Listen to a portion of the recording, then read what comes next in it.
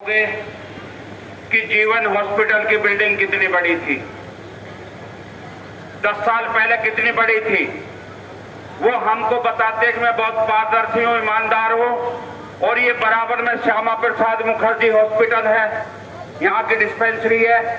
ये 10 साल पहले कितनी थी और इसका विकास कितना कर दिया हमारे विधायक ने। जीवन हॉस्पिटल ने तो आसपास की सारी बिल्डिंगें लेकर के इतना विस्तार कर लिया और ये हॉस्पिटल अब खंडर बनता जा रहा है। ये इनका काम है। राजनीति करनी है तो इन मुद्दों पे कर लो ना, जनता के सामने आके गवाही दे दो कि तुमने क्या काम किया है, हम लोगों के लिए क्या सेवाएं की हैं।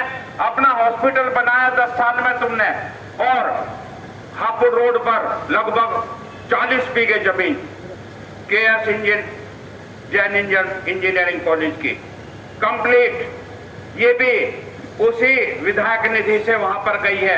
राजनीति तो हम कर रहे हैं, आप ये पद छोड़ के देखिए, आपके पीछे भी ED और CBI लगेगी, यही सरकार लगाएगी। अपने बहुत जो सांसद हैं इसी पार्टी के, इसी सरकार के, उनके पीछे भी ED लग रही है।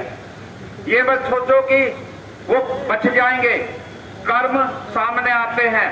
जो हमारे सांसद महोदय हमें कहते हैं कि हम राजनीति चमका रहे हैं, देश में 12,500 शत्रु संपत्तियां, एक आपकी हो गई तो क्या हो गया।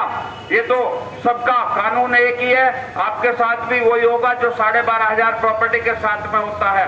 उनको हमने कहा था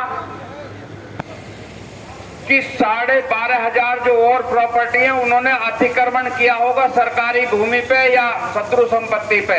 हमारे पास तो बेनाम में है और इसी आपकी सरकार ने करके दिए हैं, स्टैंप ड्यूटी दी है, पूरा रेवेन्यू दिया है, और हमने खून पसीने की कमाई से उनको खरीदा है। हमने एक भी प्लॉट का यदि कहीं अतिक्रमण हो तो बता दो आकर के, हमारी शत्रु संपत्ति कैसे हो गई। जो सरकार ने जिस कानून के तहत पूरे प्रदेश में जमींदारों को भूमिधर किया था, किसानों को, काश्तकारों को 10 गुना लगान दे करके, इसी सरकार ने इस सीकरी के किसानों को भी 10 गुना लगान दे करके भूमिधर बनाया था। और जब आबादी बढ़ी तो हमारे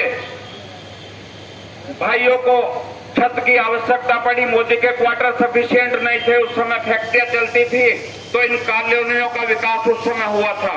फिर जब हम लोगों ने प्लॉट तो ले लिए लेकिन फैक्ट्री बंद हो गई, किस तरह से उन्हें बनाया है ये तो हम जानते हैं।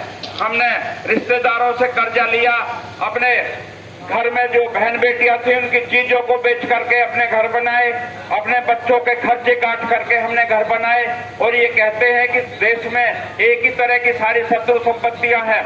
अरे डूब मरो ऐसे जनप्रतिनिधि जिनको जनता की भावना की कदर नहीं है, जिनको उनके दुख की कदर नहीं है, जो उनके दुख में शामिल नहीं हो सकते, ऐसे जनप्रतिनिधियों का होना और ना होना एक है। हमारे लिए तो उनका 13 तारीख को अंतिम संस्कार उनका भी होगा, सरकार का तो होगा ही होगा। मैं इसके पश्चात आग्रह करता हूँ, सतबीर जी कुछ कह रहे थे।